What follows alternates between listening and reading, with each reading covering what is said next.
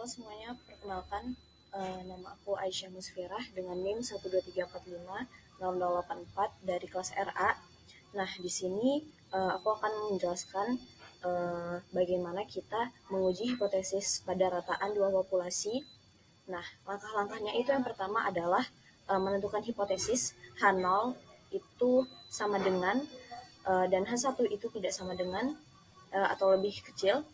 Nah, yang kedua itu menentukan tingkat signifikansi atau nilai alfanya. Alfanya di sini dibagi dua ya. Terus yang ketiga itu menghitung nilai statistik uji.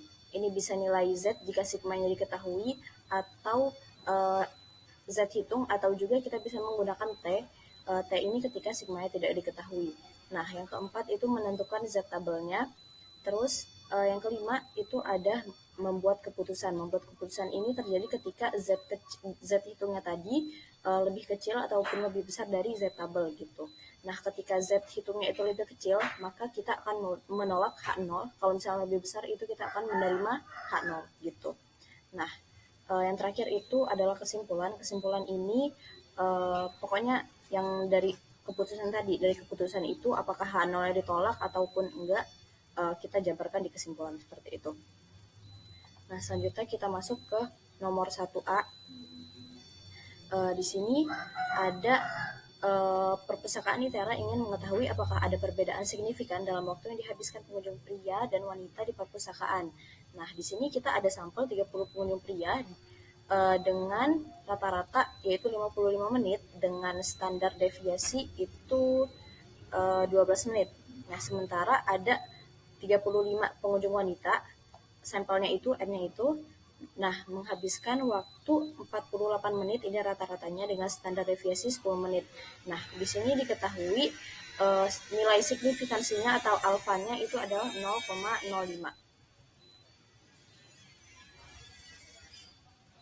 Selanjutnya di sini yang pertama itu kita tentukan hipotesisnya. Hipotesis nolnya itu ya adalah mu1 sama dengan mu2. Apakah waktu rata-rata pengunjung pria sama dengan pengunjung wanita, dan di sini ada hipotesis alternatifnya yaitu mu1 tidak sama dengan mu2 gitu. Nah, selanjutnya itu ada tingkat signifikansi yang telah diketahui tadi yaitu 0,05. Selanjutnya langsung kita hitung nilai Z hitungnya. Z hitungnya ini adalah nilai yang dibandingkan nanti ya. Jadi bisa kita dapatkan dari X1 min X2 itu dibagi dengan akar sigma kuadrat 1 per N1 ditambah sigma kuadrat 2 ditambah N2 gitu.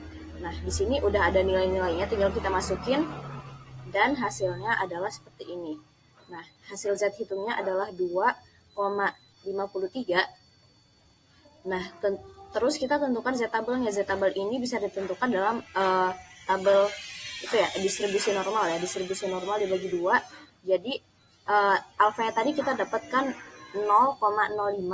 Nah, dibagi 2 0,025. Jadi kita lihat di tabel itu 0,025 itu jumlahnya adalah 1,96.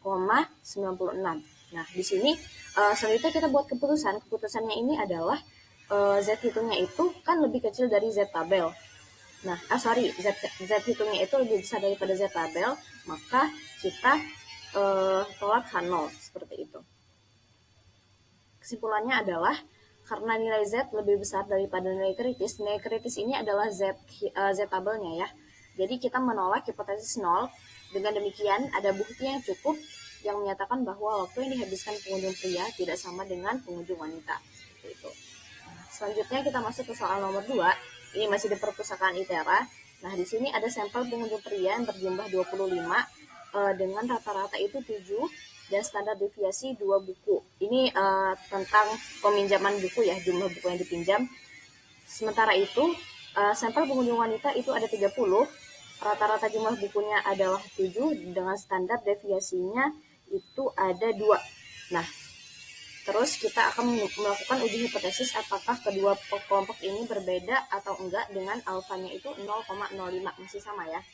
Nah, pertama-tama kita tentukan hipotesis. Hipotesis nolnya adalah mu1 sama dengan mu2, dan hipotesis satunya adalah mu1 tidak sama dengan mu2. Nah, alfanya kita sudah ketahui tadi yaitu 0,025. Langsung kita masukkan ke dalam perhitungan. Masih sama ya perhitungannya, tinggal kita ganti angkanya saja. Nah, di sini karena X1-nya itu X bar 1 dikurang X bar 2 itu sama dengan 7 dikurang 7, itu maka hasilnya 0. Jadi kita nggak usah lanjutkan perhitungan, jadi otomatis hasilnya 0. Seperti itu. Karena apapun yang dibagi dengan 0 itu nggak terdefinisi ya. Oke. Selanjutnya, bukan apapun yang dibagi dengan 0, tapi 0 dibagi apapun itu tidak terdefinisi gitu. Oke, selanjutnya kita tentukan Z-tabelnya. Z-tabelnya ini sama dengan nomor sebelumnya itu, yaitu didapatkan 1,96. Nah, selanjutnya kita bikin keputusan. Keputusannya itu adalah tadi 0 adalah Z hitung, dan Z-tabelnya itu 1,96. Jadi didapatkan di sini bahwa Z hitung itu lebih kecil dari Z-tabel. Nah, kesimpulannya adalah karena nilai Z hitung lebih kecil daripada Z-tabel, maka kita gagal menolak hipotesis 0 atau kita terima nolnya gitu. Dengan demikian, tidak ada bukti yang cukup yang menyatakan bahwa jumlah buku yang dipinjam pengunjung pria berbeda dari pengunjung wanita. Dalam artian juga jumlah buku yang dipinjam oleh pria itu sama dengan jumlah buku yang dipinjam oleh wanita. Seperti itu. Assalamualaikum warahmatullahi wabarakatuh. Perkenalkan, saya Kansai Pedaliantri dengan NIM 123450099 kelas praktikum RA. Oke, di sini saya akan menjelaskan studi kasus pertama, yaitu Institut Teknologi Sumatera ingin mengetahui apakah terdapat perbedaan signifikan dalam preferensi kuliah pagi antara mahasiswa angkatan tahun pertama dan angkatan tahun keempat. Nah, informasi ini akan digunakan untuk mempertimbangkan penjadwalan kuliah pagi yang lebih sesuai dengan preferensi mahasiswa di berbagai angkatan.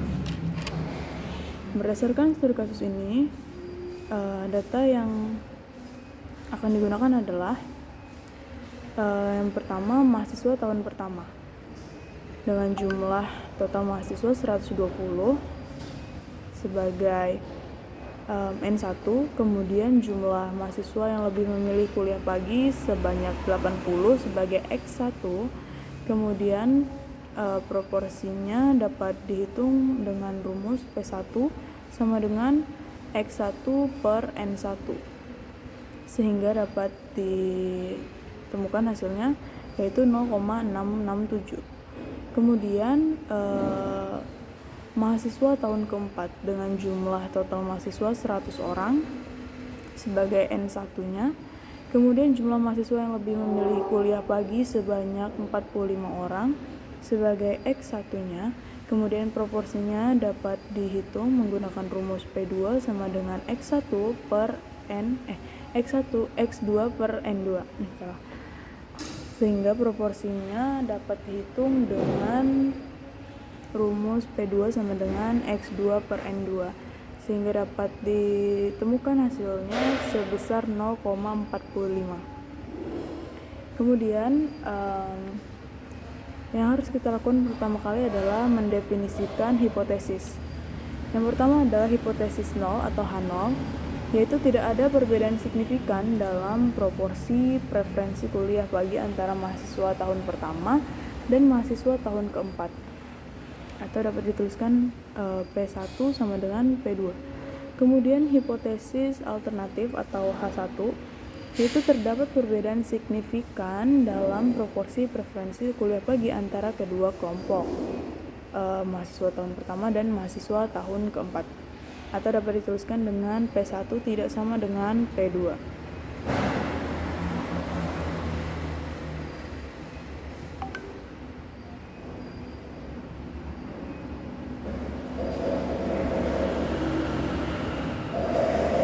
Kemudian menghitung proporsi gabungan.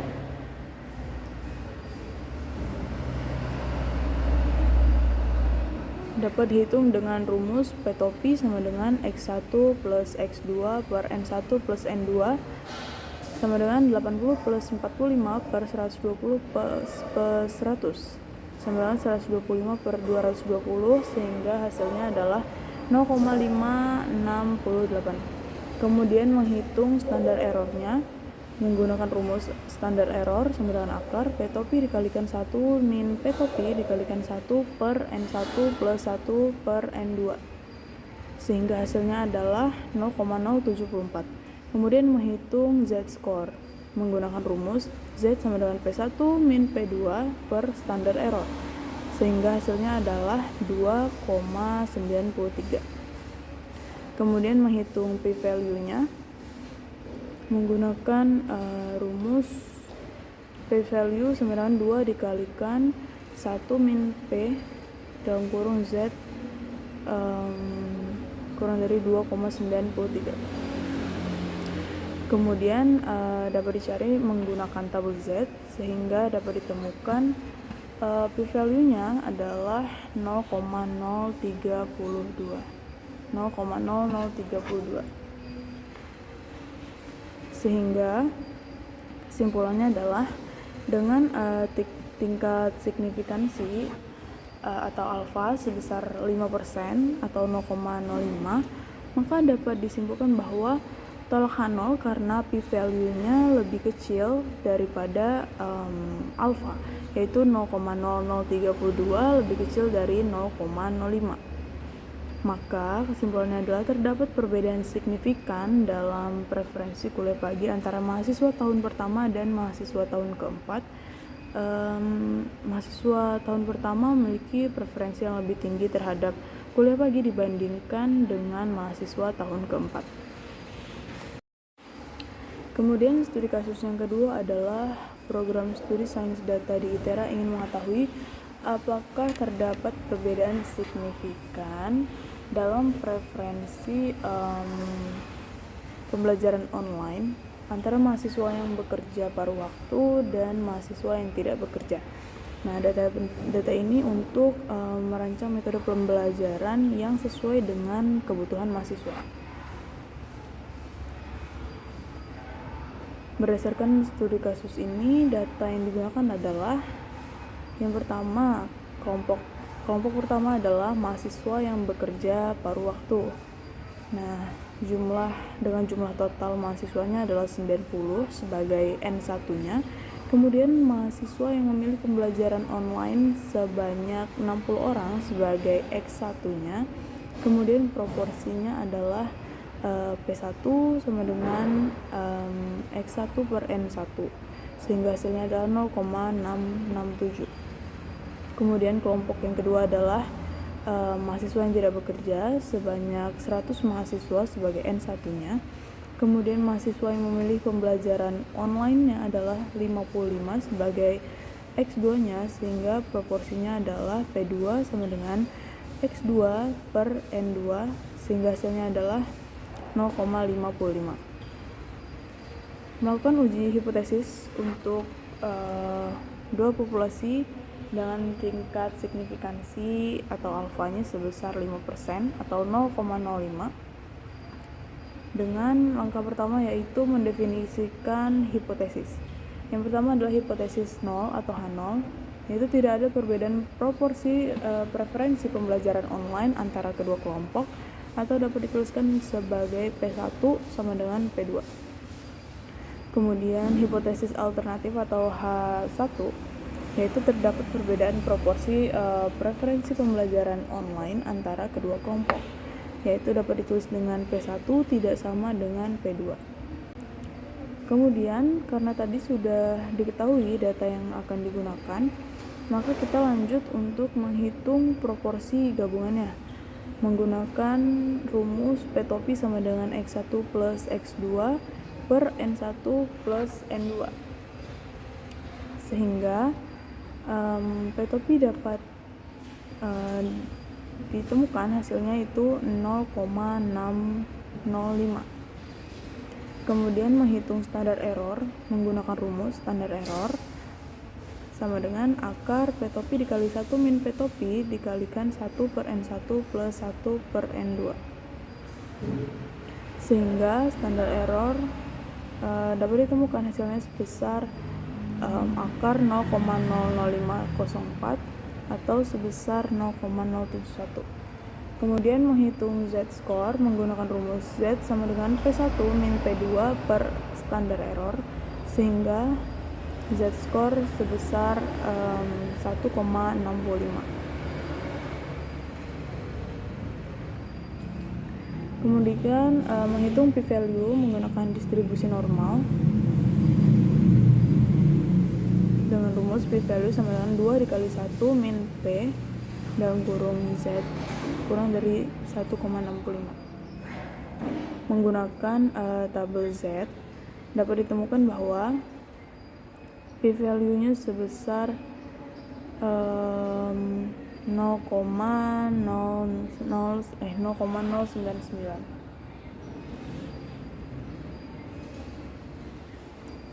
Sehingga dapat disimpulkan dengan tingkat signifikansi atau alfa sebesar 0,05 adalah H0 gagal untuk sehingga dapat disimpulkan dengan tingkat signifikansi atau alfa sebesar 0,05 kita gagal untuk menolak H0 karena p-value lebih besar dari alfa atau 0,099 lebih besar dari 0,05. Sehingga kesimpulannya adalah tidak ada bukti yang cukup untuk menyatakan bahwa terdapat perbedaan signifikan dalam preferensi pembelajaran online antara mahasiswa yang bekerja paruh waktu dan mahasiswa yang tidak bekerja.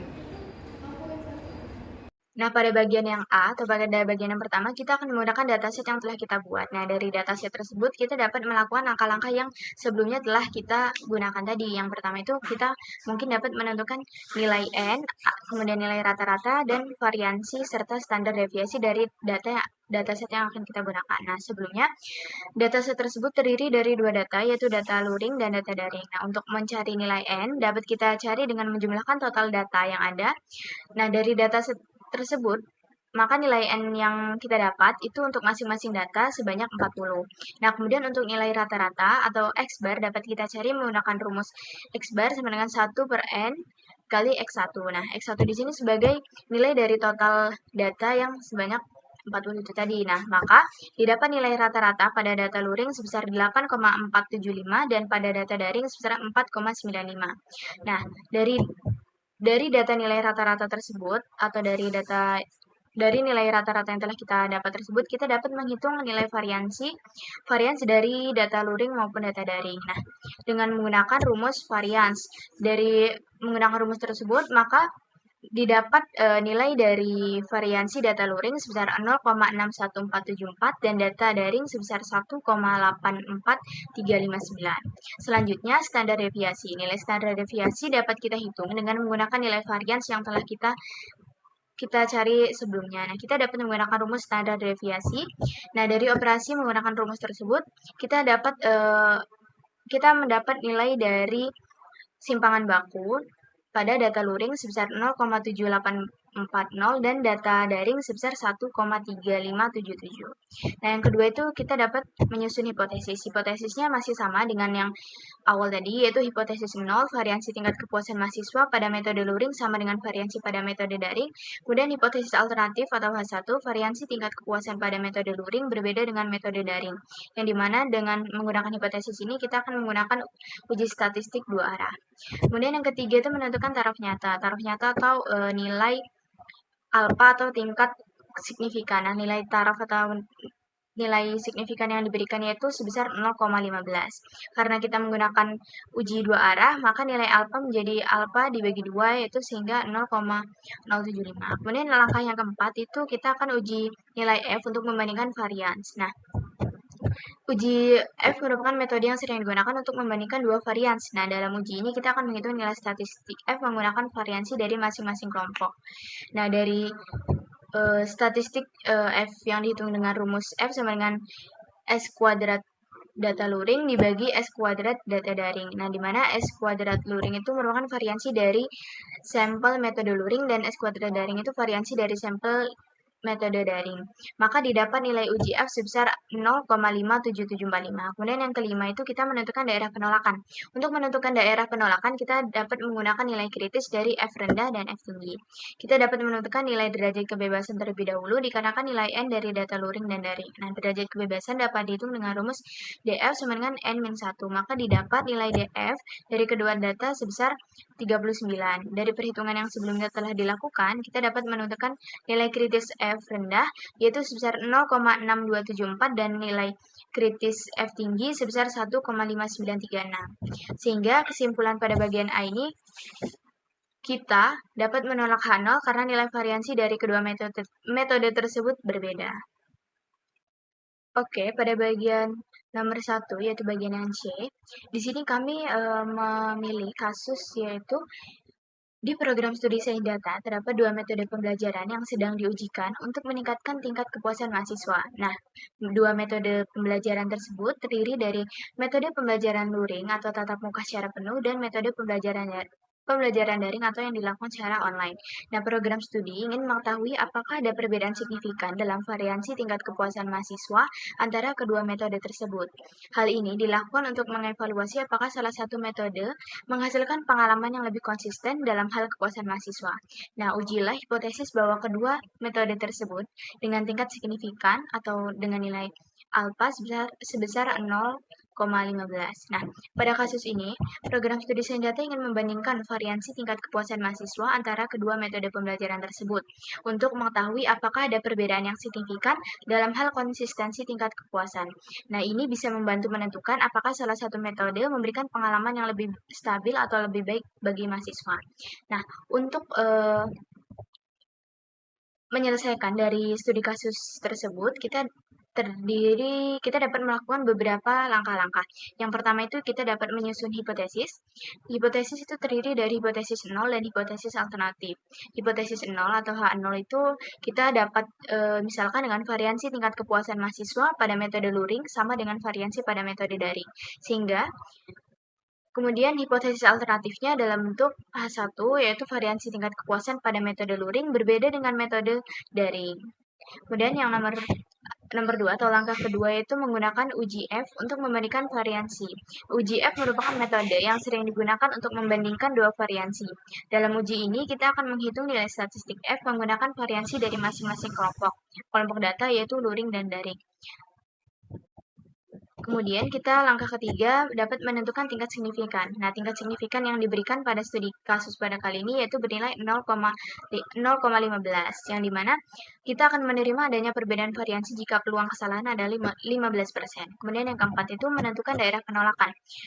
Menentukan daerah penolakan yaitu uji F biasanya merupakan uji dua arah, sehingga kita bisa mencari nilai kritis F untuk kedua distribusi dengan derajat kebebasan sesuai sampel, luring, dan daring. Kemudian yang kelima itu menentukan kesimpulan, yang dimana kita akan menolak atau gagal menolak dari H0 itu sendiri. Selanjutnya itu pada bagian yang B, kita akan menggunakan dataset yang telah kita buat pada bagian ini. Dataset yang digunakan yang akan diujikan itu berbeda dengan dataset yang pada bagian A. Nah, dari dataset tersebut, kita dapat melakukan langkah-langkah berikut untuk mendapatkan hasil keputusan akhir. Yang pertama, sama seperti pada bagian yang A, kita akan menentukan nilai N, kemudian nilai rata-rata dan varian, serta standar deviasi dari data. Nah, sebelumnya, dalam dataset tersebut terdapat dua data, yaitu data luring dan data daring, sama seperti data sebelumnya, tetapi dengan jumlah yang berbeda. Untuk nilai N, dapat kita cari dengan menjumlahkan total data yang ada dari dataset yang digunakan, maka nilai N pada masing-masing data yaitu bernilai 10. Nah, kemudian untuk nilai rata-rata dapat kita cari menggunakan rumus X bar, yang dimana didapat nilai rata-rata pada data luring sebesar 6,9 dan pada data daring sebesar 6,1. Selanjutnya yaitu nilai rata-rata telah kita dapat. Kemudian kita dapat menghitung nilai varians dari data luring maupun data daring. Nah, dari operasi menggunakan rumus varians, maka didapat nilai varians data luring sebesar 0,544 dan data daring sebesar 0,322. Selanjutnya yaitu standar deviasi. Nilai standar deviasi dapat kita hitung dengan menggunakan nilai varians yang telah kita miliki. Nah, kita dapat menggunakan rumus standar deviasi sehingga kita dapat menentukan nilai dari simpangan baku atau standar deviasi dari data luring sebesar 0,7378 dan data daring sebesar 0,5676. Yang kedua itu langkahnya menyusun hipotesis. Hipotesisnya masih sama, seperti pada bagian yang sebelumnya, yaitu hipotesis 0 mengenai variansi tingkat kepuasan mahasiswa pada metode luring sama dengan variansi pada metode daring. Kemudian hipotesis alternatifnya, variansi tingkat kepuasan pada metode luring berbeda dengan metode daring. Langkah yang ketiga itu menentukan taraf nyata. Nilai taraf nyata yang diberikan yaitu sebesar 0,15. Karena kita menguji dua arah, maka nilai alfa akan menjadi alfa dibagi 2, yaitu sebesar 0,0075. Langkah yang keempat yaitu uji F untuk membandingkan nilai variansi. Nah, sama seperti pada bagian selanjutnya, maka kita dapat nilai uji F sebesar 1,299867. Langkah yang kelima yaitu menentukan daerah penolakan. Nah, untuk menentukan daerah penolakan, kita menggunakan rumus DF untuk masing-masing data atau derajat kepuasan yang dihitung dengan DF sama dengan N-1, sehingga nilai DF untuk kedua data didapat dengan nilai 9. Dari perhitungan yang sebelumnya telah dilakukan, kita dapat menentukan nilai kritis F rendah dan nilai kritis F tinggi. Yang dimana nilai F rendah itu sebesar 0,3651 dan F tinggi sebesar 2,7351. Sehingga kesimpulannya bahwa kita gagal untuk menolak H0 karena tidak ada cukup bukti bahwa nilai varians dari kedua metode tersebut itu berbeda. Nah, untuk penjelasan nomor 1 bagian yang C mungkin cukup itu saja. Oke, halo. Dalam video kali ini kita akan membahas sebuah kode R untuk menganalisis data statistik perbandingan waktu dan jumlah buku yang dipinjam antara pengunjung pria dan wanita. Begini tampilan kodenya. Pertama, kita mulai dengan membaca dan mengekstrak data. Kita menggunakan fungsi head data, menampilkan beberapa baris pertama dari data kita agar bisa melihat formatnya. Dan menggunakan fungsi str untuk memberikan informasi struktur data sehingga kita tahu tipe setiap kolom di data ini. Kemudian kita menghitung statistik untuk soal 1A, itu waktu pengunjung. Berikut kodenya. Kita hitung rata-rata menggunakan fungsi main, kemudian standar deviasi dan ukuran sampel, bukan n raw. Untuk waktu yang dihabiskan oleh pengunjung pria dan wanita. Variabel X1 dan X2 menyimpan rata-rata waktu pria dan wanita. S1 dan S2 menyimpan standar deviasi masing-masing kelompok. Kemudian N1 dan N2 menyimpan jumlah data untuk pria dan wanita. Setelah itu kita menghitung Z statistik untuk perbedaan waktu. Berikut tampilan kodenya. Di sini kita menghitung statistik uji Z untuk menghitung apakah terdapat perbedaan signifikan antara waktu yang dihabiskan pengunjung pria dan wanita. Nilai Z hitung didapatkan dengan rumus perbedaan rata-rata dua populasi. Kemudian kita menentukan nilai kritis Z dan mengambil keputusan. Ya, begini kodenya. Selanjutnya kita menentukan nilai kritis Z untuk setiap dua sisi pada tingkat signifikasi 0,05 menggunakan fungsi C0. Hasilnya adalah Z tabel. Kita kemudian membandingkan nilai absolut Z hitung dengan Z tabel untuk mengambil keputusan. Jika Z hitung lebih besar, kita menolak hipotesis 0, yang berarti waktu yang dihabiskan pria dan wanita berbeda secara signifikan. Kemudian baca data untuk soal 1B. Sekarang kita lanjutkan ke soal kedua, yaitu melihat jumlah buku yang dipinjam. Berikut tampilan kodenya. Kita membaca data dari file kami data. Sekali lagi kita menampilkan beberapa baris pertama dan seluruh data untuk memastikan format data sudah benar. Setelah itu kita menghitung statistik untuk soal, di mana sini jumlah buku yang dipinjam. Tampilan kodenya sebagai berikut. Sama seperti sebelumnya, kita menghitung rata-rata standar deviasi, ukuran sampel, dan jumlah buku yang dipinjam di pengunjung pria dan wanita. Untuk setiap kodenya kita menggunakan SD dan n-raw. Kemudian kita menghitung Z statistik untuk jumlah buku. Tampilan kodenya juga masih sama seperti sebelumnya. Nah, statistik uji Z untuk perbedaan rata-rata dan jumlah buku yang dipinjam antara pria dan wanita. Kemudian, kita menentukan nilai kritis Z dan mengambil keputusan untuk jumlah buku. Nah, berikut tampilan kodenya. Terakhir, kita bandingkan Z hitung 1 dan Z tabel 1 untuk mengambil keputusan. Jika Z hitung 1 lebih besar dari Z tabel 1, kita tolak hipotesis 0, sehingga jumlah buku yang dipinjam pria dan wanita dianggap berbeda secara signifikan. Demikianlah analisis kita menggunakan uji 20 dan statistik uji Z, data waktu dan jumlah yang buku yang dipinjam. Semoga penjelasan ini membantu dalam memahami saat kerja kode. Terima kasih. Masuk pada soal berikutnya, itu untuk uji hipotesis satu proporsi populasi dan dua populasi. Pada bagian pertama, kita akan mengimpor data dan metadata. Sama seperti sebelumnya, kita mulai mengimpor data menggunakan read CSV dan mengeceknya dengan view data. Data ini membantu memastikan bahwa data yang sudah terinput dengan benar. Kemudian, kita akan mendefinisikan variabel untuk dua kelompok. Selanjutnya, kita akan mendefinisikan dua kelompok data, yaitu mahasiswa yang bekerja dan yang tidak bekerja. Misalnya variabel N1 berisi total mahasiswa yang bekerja, X2 adalah jumlah mahasiswa yang bekerja, X1 adalah jumlah mahasiswa yang bekerja yang memiliki pembelajaran online. Begitu pula N2 dan X2 berisi data untuk mahasiswa yang tidak bekerja. Begini tampilan kodenya. Menentukan tingkat signifikasi dan proporsi.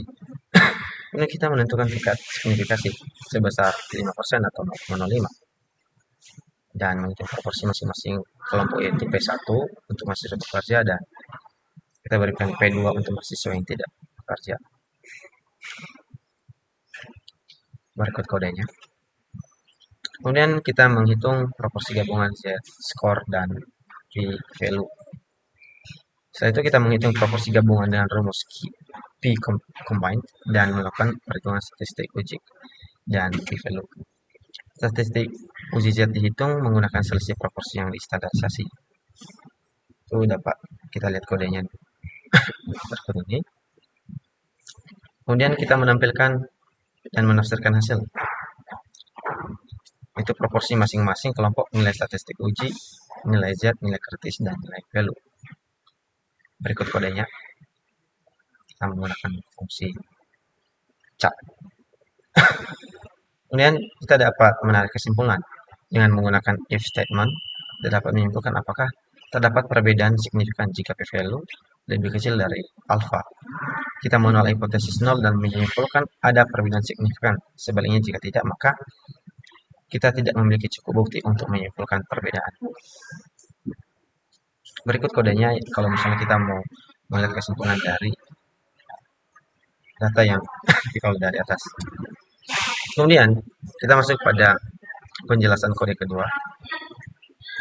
Itu pertama kita mendefinisikan variabel untuk dua kelompok berdasarkan SKS. Kode kelompok ini mirip dengan kode pertama, namun kita fokus pada preferensi blended learning berdasarkan jumlah SKS. Kita mendefinisikan dua kelompok mahasiswa yang mengambil lebih dari 18 SKS dan yang mengambil 18 SKS atau kurang. Berikut kodenya. Kemudian kita menghitung proporsi dan proporsi gabungan. Sama seperti sebelumnya juga, kita menghitung proporsi masing-masing dan memberikan P1 dan P2 serta proporsi gabungan atau P-combine. Kemudian kita menghitung statistik uji Z dan p-value. Kita kemudian menghitung nilai Z-score dan nilai kritis untuk melihat apakah perbedaan ini signifikan. Dengan p-value, kita dapat menguji hipotesis pada tingkat signifikansi yang sudah ditentukan, yaitu 5% atau 0,3. Tampilan kodenya seperti berikut. Kemudian kita menampilkan dan menafsirkan hasil. Kita juga menampilkan hasil untuk menunjukkan proporsi statistik uji Z dan nilai kritis Z dan p-value. untuk kedua kelompok berdasarkan SKS yang diambil. Masih menggunakan kode chat, berikut tampilan kodenya. Dan setelah itu kita bisa menarik kesimpulan. Kita menarik kesimpulan dengan cara yang sama pada kode sebelumnya tadi di kode pertama, yaitu kita melakukan p-value lebih kecil dari alpha. Kita menyatakan apakah ada perbedaan signifikan dalam preferensi pembelajaran blended learning antara dua kelompok. Jika tidak, maka kita menyimpulkan tidak ada perbedaan signifikan. Untuk lebih jelasnya kodenya seperti berikut. Oke. Jadi itulah cara kita melakukan uji statistik pada data preferensi pembelajaran menggunakan R. Dengan perhitungan statistik, uji Z, dan p-value, kita bisa mengetahui apakah terdapat perbedaan signifikan dalam preferensi pembelajaran berdasarkan kelompok tertentu. Terima kasih. Oke, berikutnya saya akan menjelaskan kode untuk uji hipotesis untuk warga satu populasi dan dua populasi. Kita lihat kodenya. Kita menampilkan deskripsi soal. Soal di program studi sains data terdapat metode pembelajaran yang sedang diuji untuk meningkatkan tingkat kepuasan siswa. Metode pembelajaran luring, tatap muka penuh, atau metode pembelajaran daring. Kemudian kita membaca data dengan menggunakan fungsi CSV. Kemudian setelah datanya muncul, kita menghitung dan menampilkan jumlah data. Menghitung dan menampilkan jumlah data untuk setiap metode dengan menggunakan length, kemudian menampilkannya. Kemudian n-luring untuk jumlah data dan metode luring, sedangkan n-daring untuk yang daring. Setelah itu kita menghitung dan menampilkan MER. Kita dapat melihat kodenya. Menghitung rata-rata tingkat kepuasan untuk masing-masing metode menggunakan MER. Kemudian rata-rata disimpan dalam variabel MER. Data luring dan untuk luring dan untuk daring tidak menggunakan main data daring. Kemudian kita menghitung dan menampilkan variansi. Kita dapat lihat kodenya. Variansi tingkat kepuasan masing-masing kita itu menggunakan fungsi var. Kemudian variansi ini disimpan dalam var luring dan untuk daring kita simpan dalam var daring. Kemudian kita menghitung dan menampilkan simpanan baku. Berikut tampilan kodenya. Dalam simpanan bakunya kita menggunakan SD, ya, standar deviasi. Kemudian setelah itu kita menghitung statistik UJV. Nah, menghitung nilai statistik UJV dengan rumus perbandingan simpanan baku, yaitu SD luring dibagi SD daring. Itu kita menentukan tingkat signifikansi dan derajat kebebasan. Nah, untuk kodenya sendiri dapat kita lihat, kita menggunakan alpha.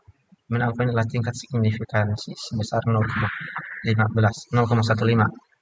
Kemudian df1 dan df2 adalah derajat kebebasan untuk metode luring ataupun daring. Kemudian kita menghitung nilai kritis F. Kritis F untuk uji dua arah.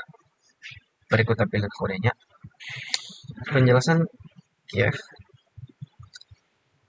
kita gunakan untuk menghitung nilai kritis F di kedua sisi distribusi F. Nilai kritis ini digunakan untuk menentukan batas penerimaan hipotesis 0. Kemudian kita menghitung dan menampilkan p-value. P-value yaitu menentukan seberapa jauh hasil yang diperoleh dari uji V dengan asumsi hipotesis 0 benar. Nah, kemudian kita menentukan keputusan uji hipotesis. Berikut kodenya. Di sini kita memutuskan untuk menolak atau gagal menolak hipotesis berdasarkan perbandingan p-value dengan critical F critical low dan F critical high. Kemudian lanjut pada bagian yang kedua. Kita deskripsikan soalnya.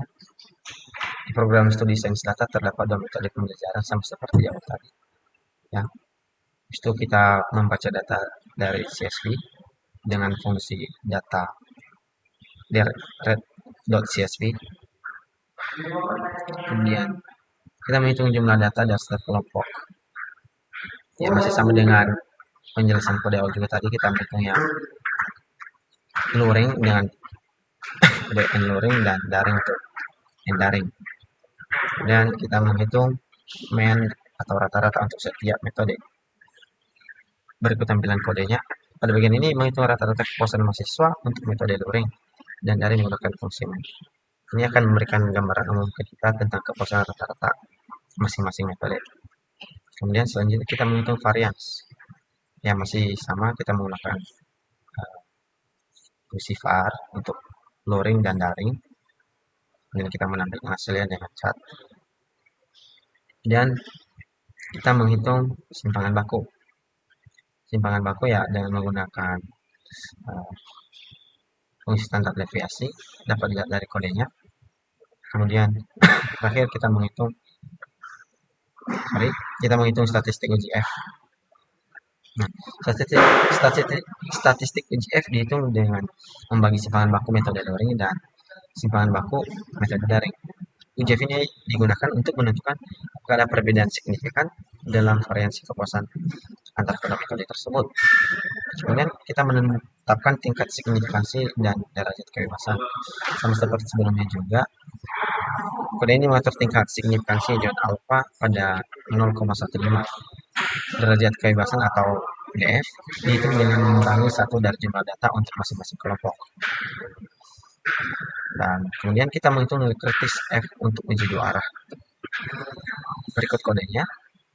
Fungsi KF digunakan untuk menghitung batas kritis yang distribusi F pada kedua sisi, bawah dan atas, dan tingkat signifikansi yang ditentukan. Batas-batas ini menentukan daerah penerapan hipotesis. Kemudian kita menghitung p-value. P-value dihitung untuk melihat apakah hasil yang diperoleh dari statistik F mendukung penolakan hipotesis 0. P-value adalah probabilitas untuk memperoleh hasil uji yang sama atau lebih ekstrem dengan asumsi hipotesis 0 benar. Dan yang terakhir adalah kita menentukan keputusan dari uji hipotesis yang telah kita lakukan. Sama seperti sebelumnya, kita menggunakan statement if dan cat. Kode ini mengevaluasi apakah nilai F yang dihitung berada di luar batas kritis. Jika F value berada di luar batas kritis, rendah atau tinggi, maka kita menolak hipotesis 0, yang berarti ada bukti bahwa varians kedua metode berbeda. Jika F value berada dalam batas kritis, maka kita gagal menolak hipotesis 0. Kita dapat lihat kesimpulannya. Terima kasih untuk penjelasan kita kali ini. Semoga dapat membantu kita memahami uji hipotesis untuk ragam satu populasi dan dua populasi.